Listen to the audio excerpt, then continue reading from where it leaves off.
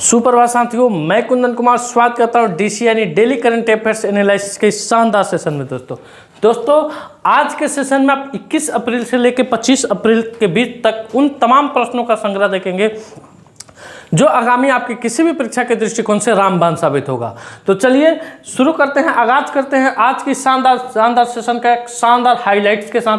दोस्तों हाइलाइट्स में आपको विश्व धरोहर दिवस के बारे में बताया जाएगा, किस आईआईटी ने कीटाणु से लड़ने के लिए होस्ट प्रोटीन का अनावरण किया है,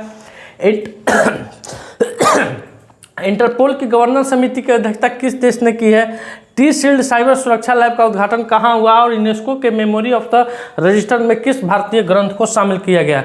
इसके अलावा बहुत सारे क्वेश्चन आपको देखने को मिलेंगे, लगभग 30 प्रश्नों का संग्रह, उसके बाद स्टैटिक्स जीके भी देखने को मिलेंगे। यानी कुल मिला के कहते तो आज के सेशन में आपको 60-70 से प्रश्न देखने को मिलेंगे। तो चलिए शुरू करते हैं। पिछले वीडियो में पूछा गया प्रश्न के साथ भारत के 52वें मुख्य न्यायाधीश कौन बनेंगे। चूंकि ये दोस्तों 20 तारीख का ही क्लास का क्वेश्चन है दोस्तों, तो B.R. गवई भारत के 52वें मुख्य न्यायाधीश के रूप में शपथ ग्रहण करेंगे। अब आते हैं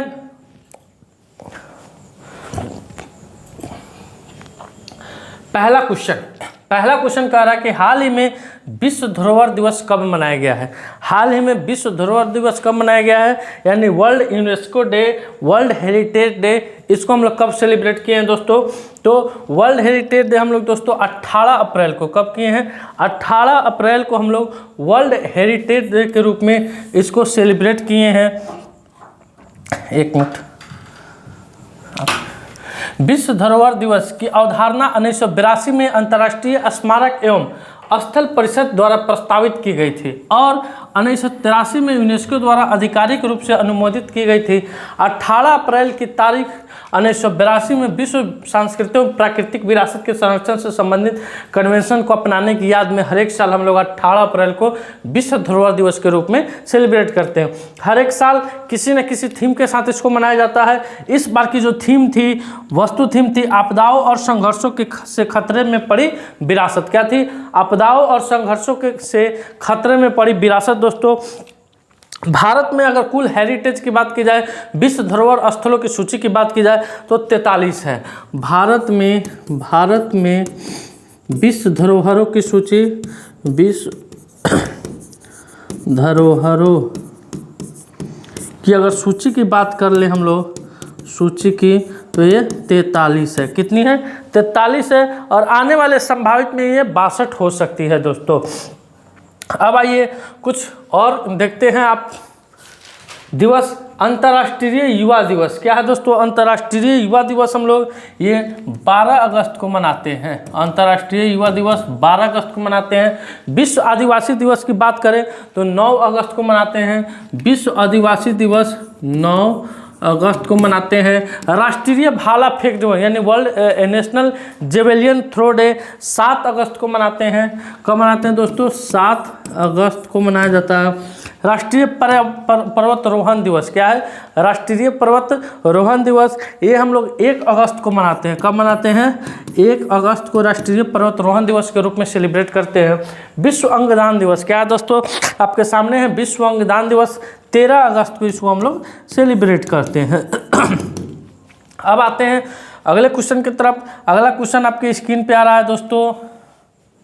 हाल ही में न्यूज़वीक और स्टेटिस्टिक्स द्वारा जारी विश्व के सर्वश्रेष्ठ अस्पतालों की सूची में भारत के किस अस्पताल को 97 रैंक मिला है? तो एम्स दिल्ली को दोस्तों, किसको? एम्स दिल्ली को पूरे वर्ल्ड में 97 स्थान मिला है अस्पतालों की रैंकिंग में। अब आते हैं अगले क्वेश्चन की तरफ। अगला क्वेश्चन आपकी स्क्रीन पे आ रहा है कि मोबाइल उत्पादन में भारत का विश्व में कौन सा स्थान है। मोबाइल उत्पादन की अगर बात करें तो भारत का विश्व में कौन सा स्थान है? तो दूसरा है। स्टैटिक्स जीके क्विज टेस्ट में आइए। वर्ष 2024 के सर्वश्रेष्ठ कृषि राज्य पुरस्कार के लिए किस राज्य को चुना गया था? तो महाराष्ट्र को। किसे? महाराष्ट्र को दोस्तों वर्ष 2024 के सर्वश्रेष्ठ कृषि राज्य पुरस्कार के लिए चुना गया था। गीग वर्कर्स की विधेयक लाने वाला भारत का दूसरा राज्य कर्नाटक। पहला राज्य कौन था? राजस्थान।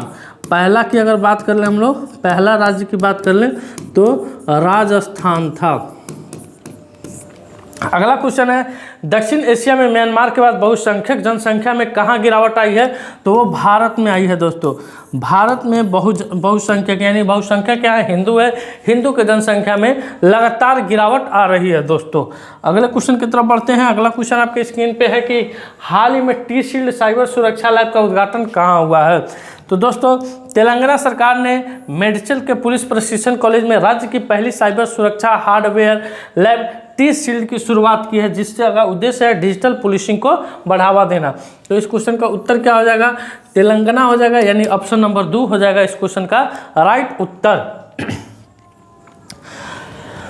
अगला है उदय योजना दोस्तों। क्या उदय योजना बेटी बचाओ बेटी पढ़ाओ योजना? तो सबसे पहले जानते हैं उदय योजना, इसकी शुरुआत 20 नवंबर 2015 ईस्वी को हुई थी। कब? 20 नवंबर 2015 ईस्वी को हुई थी उदय योजना। ये बिजली से संबंधित है। किससे संबंधित है? बिजली से संबंधित है। हर घर बिजली कनेक्शन इसमें देना सरकार का काम था। बेटी बचाओ बेटी पढ़ाओ योजना ये हरियाणा, पानीपत, कहाँ दोस्तों? पानीपत हरियाणा। इस योजना की शुरुआत कब हुई थी दोस्तों? तो 22 जनवरी 2015 ईस्वी को।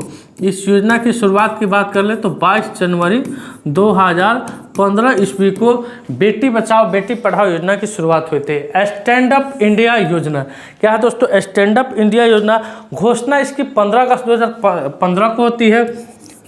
घोषणा की बात करें हम लोग, घोषणा की तो 15 अगस्त 2015 को इसकी घोषणा हुई थी दोस्तों लाल किला के मैदान से। और इसे कब लागू किया गया था? तो 5 अप्रैल 2016 को लागू कब हुआ? 5 अप्रैल 2016 को। अब आइए अगले क्वेश्चन पर चलते हैं। स्वच्छ भारत मिशन योजना क्या है दोस्तों? स्वच्छ भारत मिशन योजना ये 2 अक्टूबर 2014 को शुरू हुआ था महात्मा गांधी जी की 150वीं जयंती पर। गांधी जी की 150वीं जयंती पर। उसके बाद कहा है स्मार्ट सिटी मिशन योजना क्या है दोस्तों? स्मार्ट सिटी मिशन योजना 22 जनवरी 2015 को 22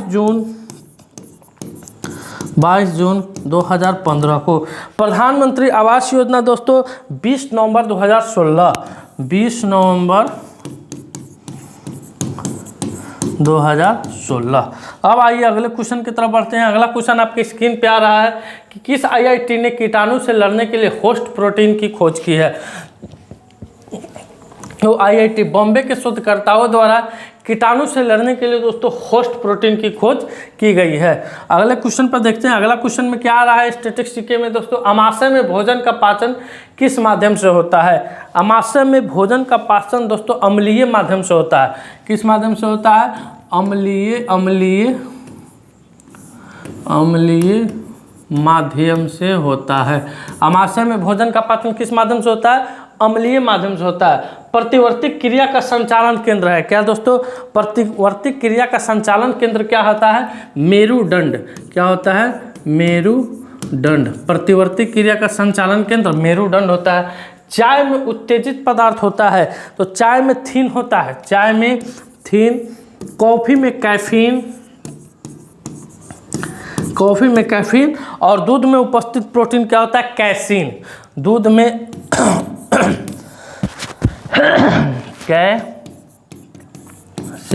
दूध में उपस्थित प्रोटीन कैसीन होता है दोस्तों। अब आते हैं अगले क्वेश्चन की तरफ। अगला क्वेश्चन आपकी स्क्रीन पे आ रहा है कि हाल ही में एथलीट आयोग के अध्यक्ष के रूप में किसे नियुक्त किया गया है? तो दोस्तों भारतीय ओलंपिक में रजत पदक विजेता है मीराबाई चानू। कौन है दोस्तों? मीराबाई चानू है, जिन्हें एथलीट आयोग के अध्यक्ष के रूप में नामित किया गया है। अगले प्रश्न पर आइए। आईसीसी के अध्यक्ष वर्तमान में कौन है? वर्तमान समय में आईसीसी के अध्यक्ष कौन है? तो जय शाह है। वर्तमान समय में आईसीसी के अध्यक्ष कौन है? जय शाह है। संयुक्त राष्ट्र में भारत का अस्थायी प्रतिनिधित्व कौन है?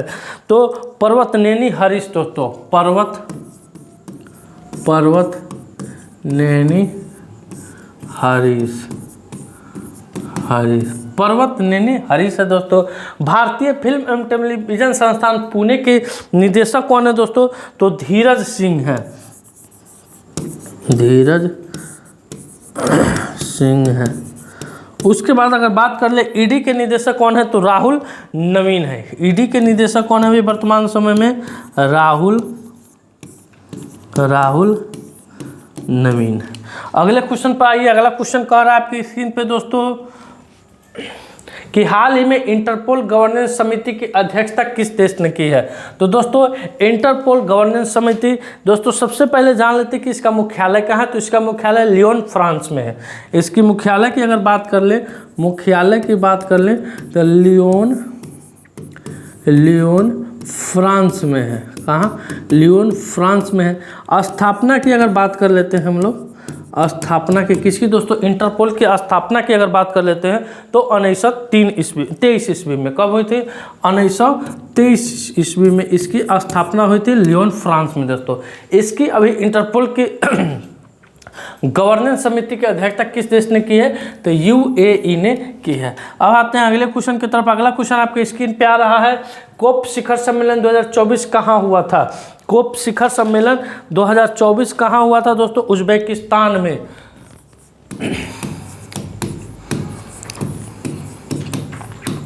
उज्बेकिस्तान में। वैश्विक जैव विविधता फ्रेमवर्क कोर्स यूएसए, वैश्विक जैव विविधता फ्रेमवर्क कोर्स यूएसए। पहला परमाणु ऊर्जा शिखर सम्मेलन कहाँ हुआ था दोस्तों? तो बेल्जियम में, बेल्जियम में। उसके बाद कह रहा है स्टील स्लैग रोड पर पहला अंतर्राष्ट्रीय सम्मेलन भारत में, भारत में। अब आइए अगले क्वेश्चन की तरफ बढ़ते हैं। अगला क्वेश्चन आपके स्क्रीन पे है कि हाल ही में यूनेस्को के मेमोरी ऑफ द वर्ल्ड के रजिस्टर में किस भारतीय ग्रंथ को शामिल किया गया है? तो दोस्तों इसमें भगवत गीता को और नाट्य शास्त्र को यानी A+B दोनों को इसमें शामिल किया गया है।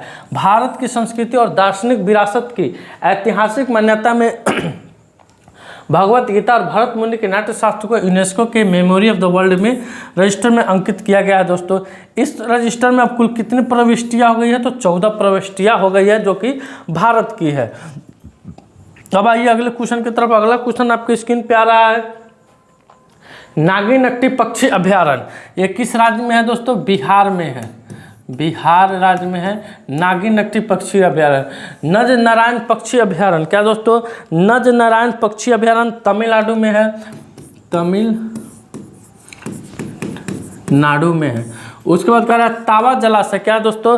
तावा जलाशय एमपी में है, तावा जलाशय एमपी में है, मध्य प्रदेश में है। ये हीराकुंड रिजर्व ये उड़ीसा में है, हीराकुंड रिजर्व उड़ीसा में है दोस्तों, उड़ीसा में है। उसके बाद भारत में कितने रामसर स्थल है? तो 85 है। उसके बाद कह रहा है सुर सरोवर झील, सुर सरोवर झील यूपी यानी उत्तर प्रदेश में है दोस्तों। ये कुछ रामसर साइट है दोस्तों। ये किस राज्य में है दोस्तों? यहाँ लिखा हुआ है।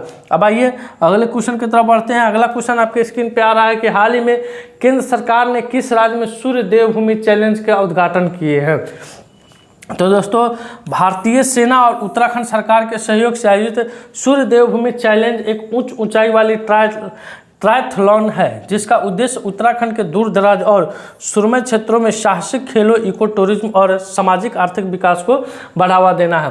तो इस क्वेश्चन का उत्तर क्या हो जाएगा? ऑप्शन नंबर 1 आपका उत्तराखंड हो जाएगा। अब आइए अगले क्वेश्चन की तरफ बढ़ते हैं। अगला क्वेश्चन, इस सब सारे क्वेश्चन संघीय मतदान प्रणाली किसके अंतर्गत आती है?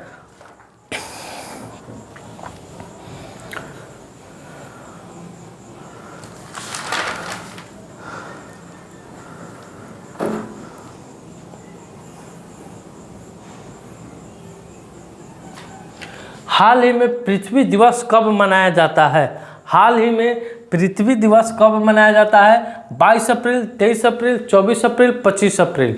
तो दोस्तों पृथ्वी दिवस एक वार्षिक आयोजन है जिससे हर एक साल हम लोग 22 अप्रैल को दुनिया भर में पर्यावरण के संरक्षण के लिए आयोजित किया जाता है। इसकी स्थापना अमेरिका के सीनेटर जेरोल्ड नेशनल ने 1970 ईस्वी में एक पर्यावरण शिक्षा के रूप में की थी। अब इसे 192 से अधिक देशों में प्रतिवर्ष मनाया जाता है दोस्तों। यह तारीख उत्तरी गोलार्ध में बसंत और दक्षिणी गोलार्ध में शरद का मौसम होता है। अब आइए अगले क्वेश्चन की तरफ। अगला क्वेश्चन आपकी स्क्रीन पे आ रहा है दोस्तों कि हाल ही में किस राज्य के मुख्यमंत्री ने गरिया और बोर हाल ही में किस राज्य के मुख्यमंत्री ने गरिया और बोर सो बोरन उत्सव 2025 का उद्घाटन किया है? तो त्रिपुरा के मुख्यमंत्री मानिक शाह के द्वारा दोस्तों त्रिपुरा राज्य में 2025 का गरिया और बोरसो बोरेन उत्सव 2025 का उद्घाटन किया गया है। अगले क्वेश्चन की तरफ आते हैं। अगला क्वेश्चन आपके स्क्रीन पे आ रहा है दोस्तों कि हाल ही में भारत के लेदर और फुटवियर उद्योग ने वित्त वर्ष 2024-25 में लगभग कितने प्रतिशत की बढ़ोतरी दर्ज की है? तो इसमें वित्त वर्ष 2024 से 25 की बात करें, कब 2024 से अगर हम 25 की बात कर रहे हैं तो इसमें 25% की वृद्धि दर्ज की गई है दोस्तों। अब आते हैं अगले क्वेश्चन की तरफ। अगला क्वेश्चन आपके स्क्रीन पे आ रहा है कि हाल ही में केंद्र सरकार ने किस राज्य में सूर्य देवभूमि चैलेंज का उद्घाटन किया है? ये क्वेश्चन रिपीटेड हो गया है।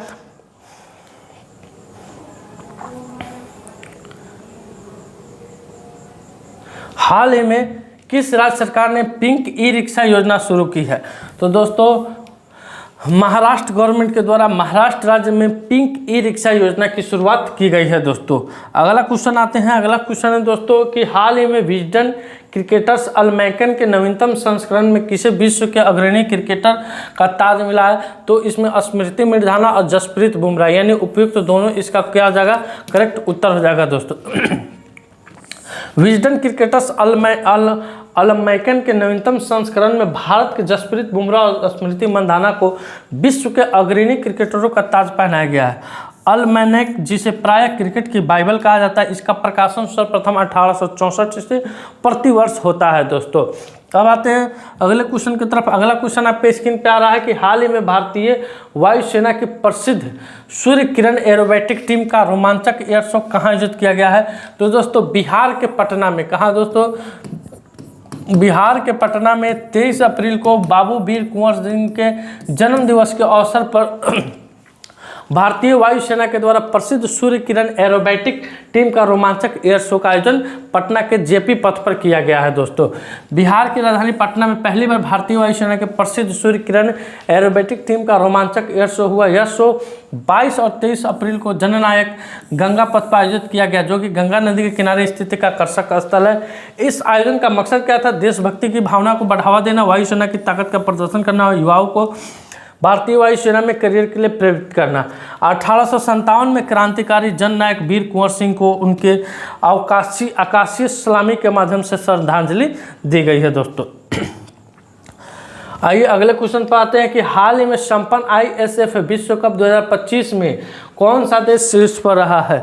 तो दोस्तों इसमें पदक तालिका की बात कर लें तो चीन 13 पदक के साथ, संयुक्त राज्य अमेरिका की बात कर लें दोस्तों तो 7 पदक के साथ, और भारत 7 पदक के साथ। नंबर 1 पे चीन, 2 पे संयुक्त राज्य अमेरिका और 3 पे भारत रहा है दोस्तों। तो इस क्वेश्चन का उत्तर हो जाएगा ऑप्शन नंबर 1। अगर भारत पूछे कि पदक तालिका में भारत किस स्थान पर था तो 3 स्थान पर था, 7 स्थान पर था। यहाँ गोल्ड में अंतर है दोस्तों, गोल्ड में क्या है? डिफरेंस है। अब आइए अगले क्वेश्चन की तरफ। अगला क्वेश्चन है कि गांव स्तर पर पुरावशेष सर्वेक्षण पूरा करने वाला भारत का पहला राज्य कौन बना है? तो दोस्तों भारत का पहला राज्य, इसमें ऑप्शन नंबर 5 में लिख लीजिए आप लोग, कर्नाटक। कर्नाटक ऐसा करने वाला भारत का प्रथम राज्य बन गया है। अगले क्वेश्चन पर आइए। अगला क्वेश्चन है कि हाल ही में बॉम्बे स्टॉक एक्सचेंज की कौन सी वर्षगांठ मनाई गई है? तो दोस्तों बॉम्बे स्टॉक एक्सचेंज इसकी स्थापना की बात की जाए तो 1875 ईस्वी में इसकी स्थापना 1875 ईस्वी में हुई थी, और ये 2025 में अपना 150वां वर्षगांठ क्या कर रहा है? मना रहा है। अगले क्वेश्चन पर आते हैं। अगला क्वेश्चन है कि कहाँ भारतीय वायुसेना ने बहुराष्ट्रीय डेजर्ट फ्लैग 10 अभ्यास में शामिल हुई है? तो दोस्तों संयुक्त अरब अमीरात में दोस्तों भारतीय वायुसेना ने बहुराष्ट्रीय युद्ध अभ्यास डेजर्ट फ्लैग 10 में हिस्सा लेगी दोस्तों। अगले क्वेश्चन की तरफ आते हैं। अगला क्वेश्चन कह रहा है दोस्तों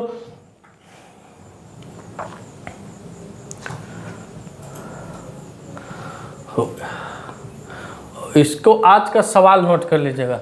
आज का सवाल